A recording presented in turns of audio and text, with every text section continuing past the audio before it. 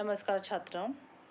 पिछले सर्ग विराटनगर प्रसंग के बाद अब द्वितीय सर्ग है हस्तिनापुर प्रसंग।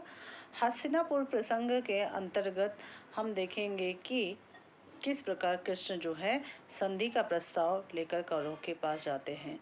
पिछले सर्ग विराटनगर प्रसंग में हमने देखा कि युधिष्ठिर नहीं चाहते कि भाई भाई आपस में लड़े, रक्तपात हो, नरसंहार हो, इसलिए वो श्री कृष्ण को संधि का प्रस्ताव लेकर जो है हस्तिनापुर भेजते हैं। किंतु द्रौपदी बिल्कुल नहीं चाहती कि क्या है ये संधि जो है संभव हो, क्योंकि उसे अपने अपमान का बदला लेना था। पिछले सर्ग में हमने इतना देखा। अब हस्तिनापुर प्रसंग में हम देखते हैं कि कृष्ण क्या संदेश जो है लेकर धृतराष्ट्र के पास जाते हैं।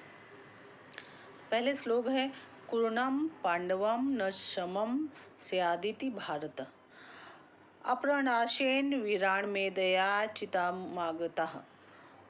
कृष्ण, कौरव और पांडव में शांति हो, व्यर्थ न जाए प्राण वीरों के, ऐसा प्रयत्न करने प्रस्तुत हुआ हूँ।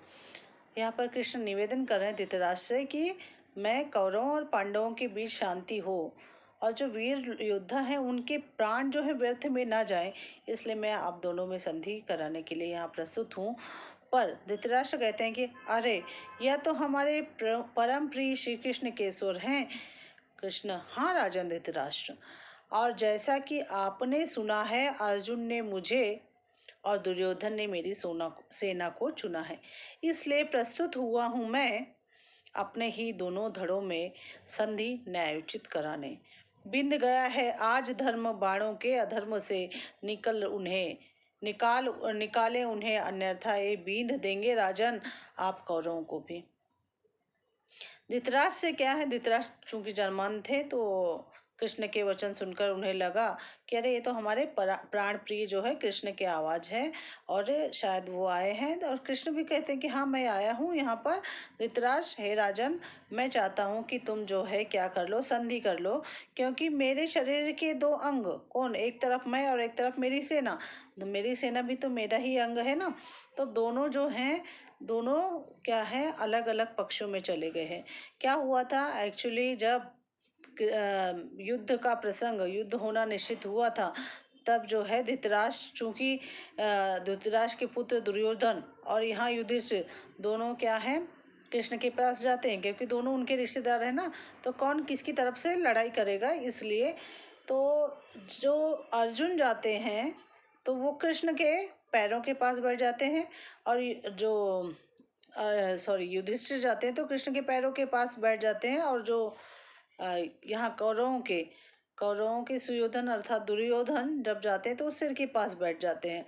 तो जब सोए रहते हैं श्री कृष्ण, क्योंकि सोने में जो है व्याधा तो उत्पन्न नहीं करेंगे, तो इसलिए जब उनकी नींद पूरी होती है तो उनका पहला ध्यान कृष्ण का कहाँ जाता है, पैर की तरफ। जब जहाँ पे बैठे हुए हैं, यहाँ पर दुर्योधन अर्जुन बैठे हुए हैं, तो अर्जुन से कहते हैं कि किस काम से आए हो, तो वही अर्जुन कहते हैं कि मैं क्या हूँ, युद्ध के लिए आपका जो है साथ चाहता हूँ, इसलिए आया हूँ। लेकिन तब तक बीच में तपाक से जो है यहाँ पर दुर्योधन कहते हैं कि मैं पहले आया हूँ और आपको मेरी बात करना चाहिए, मुझसे मैं भी उसी के लिए आया हूँ, तो आपको मेरे पक्ष से लड़ना चाहिए। लेकिन यहाँ पर कृष्ण कहते हैं कि देखिए, एक तरफ मैं रहूँगा, एक तरफ मेरी सेना रहेगी, तो आप जिसको चाहो उसको चुन लो। तो पहला मौका, चूंकि दुर्योधन कहते हैं कि मैं पहले आया हूँ, तो पहला मौका दुर्योधन को दिया जाता है कि तुम जिसे चाहो तुम सेना के लिए, सेना चाहिए तो सेना, या मैं चाहिए तो मुझे चुन लो। तो दुर्योधन ने क्या किया, कृष्ण की सारी सेना का चयन किया कि वो कृष्ण की सेना जो है उनके साथ लड़ेगी, और इस तरह से दुर्योधन जो अर्जुन है, अर्जुन के साथ श्री कृष्ण रहेंगे, ये तय हुआ।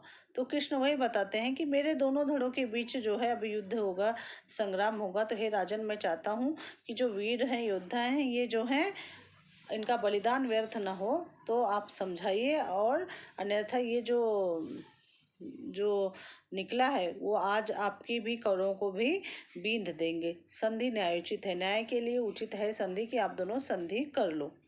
धृतराष्ट्र कहते हैं, हे भ्राता विदुर, मैंने आपको पहले लेक्चर में बताया था कि विदुर कौन है, दासी पुत्र हैं, लेकिन धृतराष्ट्र के भाई हैं। पांडु, धृतराष्ट्र और विदुर तीनों भाई थे। तुम्हें तो सब पता है, तुम ही कहो, अब क्या कहूँ मैं इन श्री कृष्ण से। देखिए अपना पल्ला झाड़ते हुए यहाँ पर धृतराष्ट्र कह रहे हैं कि हे भाई विदुर, आप ही समझाओ, आप सब कुछ जानते हो, मैं इन श्री कृष्ण को क्या बताऊं। विदुर, हमसे नहीं राजन, दुर्योधन से कहो कि धर्म से पाई गई विफलता भी स्वर्ग है। अगर धर्म से, न्याय से अगर विफलता अर्थात पराजय भी मिली तो वो भी स्वर्ग के समान है। मुझसे नहीं कहो बल्कि अपने पुत्र दुर्योधन को कहो। मगर मिले जो कपट से वह स्वर्ग भी रौ रौ नरक है। अगर कपट से, छल कपट से अगर आपको जीत भी मिल जाए, स्वर्ग भी मिल जाए, लेकिन अगर छल कपट है, उद्देश्य ठीक नहीं है, तो वो क्या है, एक नरक के समान है। धृतराष्ट्र, समझता कहाँ है मूढ़ या दुर्योधन मेरा। हाँ, मतलब यहाँ पे भी देखिए धृतराष्ट्र क्या कह रहा है, मूढ़ है अर्थात ये जो मेरा दुर्योधन है, मेरा पुत्र है, वो मूढ़ है। क्या है इसकी, मूढ़ अर्थात जिसकी जड़ बुद्धि हो, वो कहते हैं मूढ़ है, समझ नहीं रहा है। धृतराष्ट्र, समझता कहाँ है मूढ़ या दुर्योधन मेरा। दुर्योधन अब कहता है, हे पिताश्री, आप मुझको मूढ़ कह लें, कूटनीति गूढ़ इनकी मैं समझता हूँ। मांगते हैं गांव आज 5, लेकिन कल जुटा कर शक्ति पूरा राज्य हमसे छीन लेंगे। दूंगा नहीं मगर बिना युद्ध के धरा सुई की नोक जितनी भी। दुर्योधन कहता है कि चाहे आप मुझे मूर्ख कहिए, पागल कहिए, कुछ भी कहिए, लेकिन मैं इनकी रणनीति जानता हूँ। आज ये 5 गांव मांग रहे हैं, कल अपनी सैन्य शक्ति बढ़ाकर 5 गांव के माध्यम से हम पर आक्रमण करेंगे और हमारा राज्य छीन लेंगे। तो आप चाहे मुझे जो कहिए, लेकिन बिना युद्ध के मैं सुई के नोक के बराबर भी जमीन जो है इनको देने को तैयार नहीं हूँ। धृतराष्ट्र, आह विदुर, नियत टाले नहीं टलती, भाग्य सूत्र से बंधे नाचते हैं हम कठपुतलियों जैसे। तो धृतराष्ट्र कह रहा है कि विधि के विधान को जो मंजूर होगा वही होगा। अब क्या करें, ये जो है कितना भी हो, ये जो है हम तो भाग्य के हाथों कठपुतली के समान है। अगर भाग्य में युद्ध होना होगा तो युद्ध ही होगा। हम अब क्या कर सकते हैं, हम तो क्या है भाग्य के हाथों कठपुतली के समान नाच रहे हैं। विदुर, नहीं राजन नहीं, पुरुषार्थ से मनुष्य टाल सकता है अनर्थ भी। विदुर चूंकि सबसे ज्यादा विद्वान पंडित हैं, राजनीतिक कुशल हैं, कहते हैं कि भविष्य भी सुधार सकता है अपने विवेक से मनुष्य। उत्साह और संकल्प का ही नाम है जीवन, या भाग्यवाद तो जीते जी मृत्यु है। समझाओ अपने पुत्र को और संधि कर लो। विदुर क्या कह रहे हैं कि नहीं, ये भाग्य वैग्य वाली बात तो है, ये जो है ये लोग कायर लोगों का कहना है। आप अपने बेटे को समझाइए या दुर्योधन को समझाइए और संधि कर लीजिए, अन्यथा क्या है, हम क्या है जो है परिणाम उचित नहीं होगा। पुरुषार्थ से तो बहुत बड़े बड़े काम जो है ये हो सकते हैं, हल हो सकते हैं। तो उसी पुरुषार्थ से मनुष्य टाल सकता है अनर्थ को। तो विदुर यहाँ कोशिश करते हैं समझाने की कि समझ जाए दुर्योधन, धृतराष्ट्र उसे समझा दे।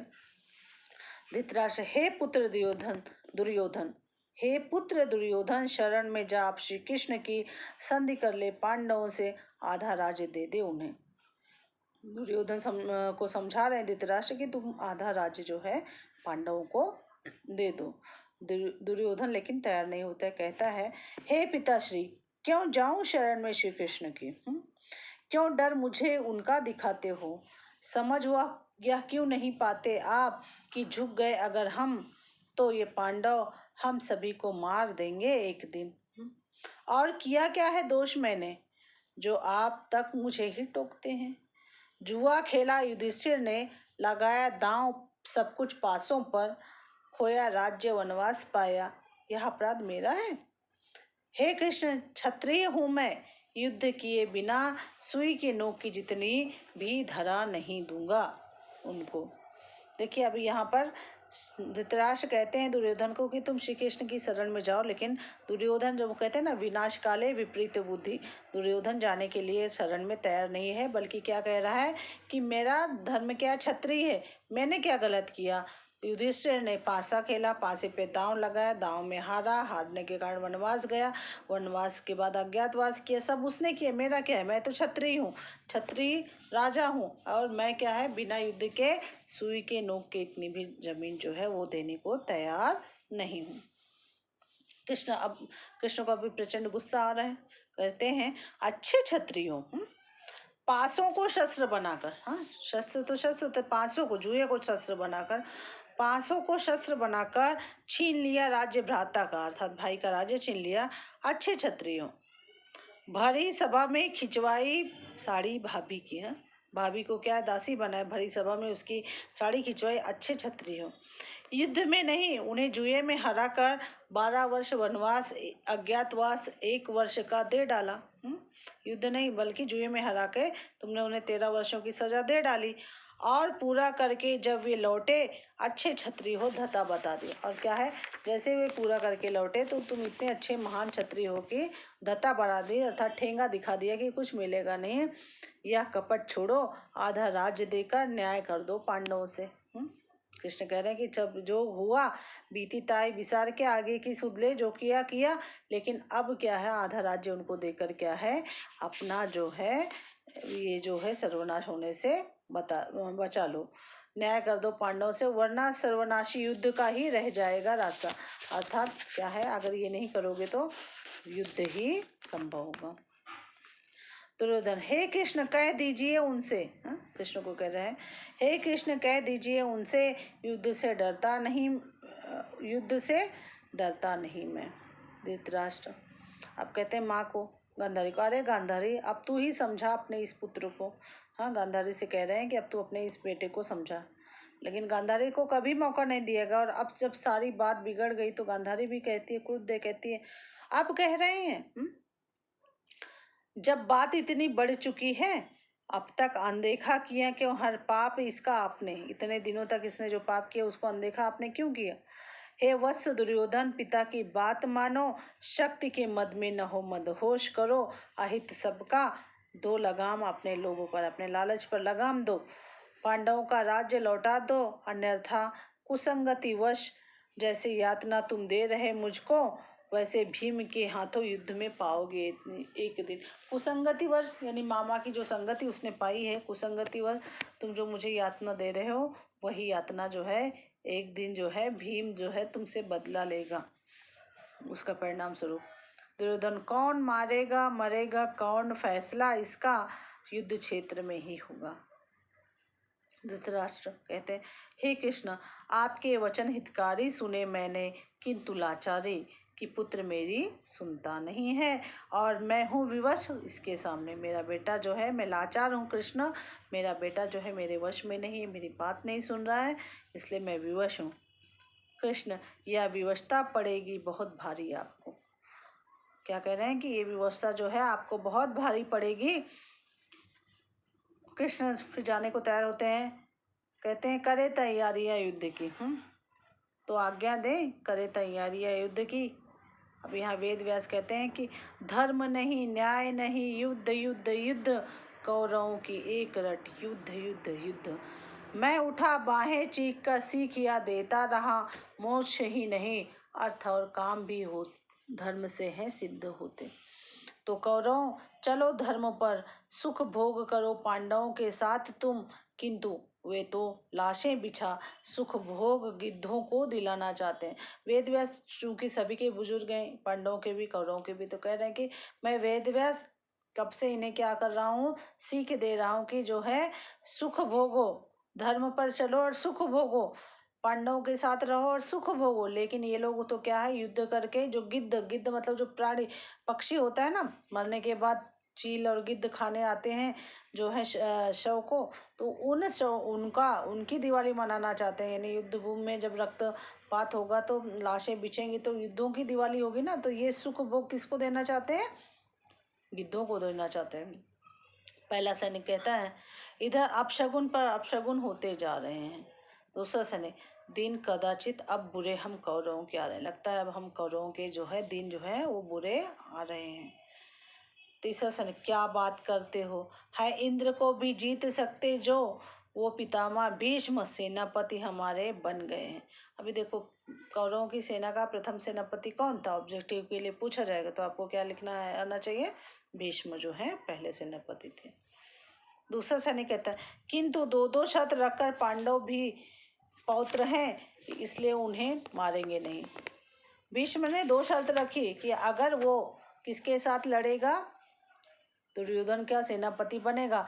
तो जैसे तुम पौत्र हो, पौत्र यानी पोते हो, वैसे वो भी हमारे पोते हैं, तो पांडवों को मारेंगे नहीं, युद्ध करेंगे लेकिन पांडवों को नहीं मारेंगे। और जब तक वो स्वयं युद्ध करेंगे तब तक वो कर्ण को अपने साथ प्रवेश नहीं देंगे, क्योंकि सेनापति का हक रहता है, न्याय रहता है कि वो सेना में किसे लड़वाए किसे नहीं लड़वाए। सैनिक और वीर कर्ण जिससे बनती नहीं उनकी, उसे वो युद्ध में उतारेंगे नहीं। दो शर्त, पहले तो पोतों को मारेंगे नहीं, दूसरा कर्ण को युद्ध में उतारेंगे नहीं। वेद व्यास था निश्चिंत दुर्योधन विजय के विषय में। 11 अक्षणी सेनाएं थी साथ उसके, पांडवों के पास केवल 7 थी। कितनी सेनाएं थी ऑब्जेक्टिव के लिए पूछा जाएगा तो 11,000 सेनाएं किसके साथ में थी, कौरवों के साथ में थी, और पांडवों के पास सिर्फ 7 थे। भाई भाई की वह लड़ाई भी खींच लाई, सारा भारत पक्ष या विपक्ष में, हर अधर्म अन्याय अंततः युद्ध बड़ा ही है। तो वीरोत्सव रक्त रंजित हुआ शुरू, छिड़वाना कुरुक्षेत्र में। तो अब कुरुक्षेत्र में क्या हो गया, जो है ये युद्ध प्रारंभ हो गए, युद्ध शुरू हो गया। पहला समय, चमचमाते अस्त्र हैं इस छोर से उस छोर तक, हैं फरफरा रथों पर रही देखो पताकाएं। पताकाएं जो हैं वो जो रथ है उस पे फड़फड़ा रही है, और सबके जो युद्ध के जो शस्त्र हैं वो काफी नुकीले हैं, सब तैयार होके आए हैं। दूसरा सैनिक कहते हैं गूंज रही दिशाएं शंखनाद और जय घोष है। कौरवों की विजय, पांडवों की विजय, उनके सैनिक जो है जय घोष कर रहे हैं। तीसरा सैनिक कहता है वह देखो 4 धवल अश्वों वाला रजत रथ वीर अर्जुन का है। हाँ, क्या कहते हैं, 4 घोड़े वाला जो है रथ किसका है, रजत यानी चांदी जैसा, वीर अर्जुन का जो रथ चला रहा है।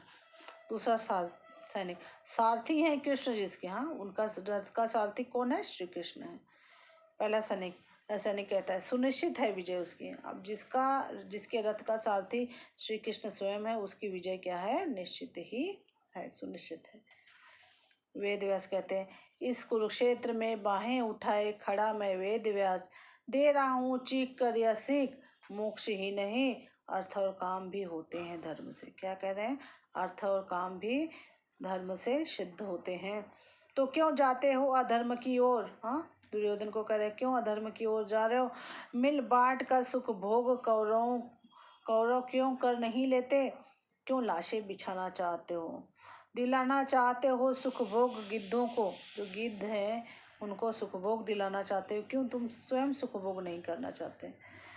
फिर ध्वनि का प्रभाव, ढोल तो रही शंख आदि का आधारित संगीत, घोड़ों का हिनहिनाना, हाथियों का चिंगाड़ना, रथ के पहियों की आवाज़ें, हाँ स्वस्ति वाचन केशवर हर हर महादेव, पांडवों की जय विजय के नारे जो हैं वो लगने लगते हैं। और यहाँ पर ही इन नारों के साथ, जय घोष के साथ जो है दूसरा सर्ग जो है खत्म हो जाता है, जिसका नाम है हस्तिनापुर प्रसंग। धन्यवाद।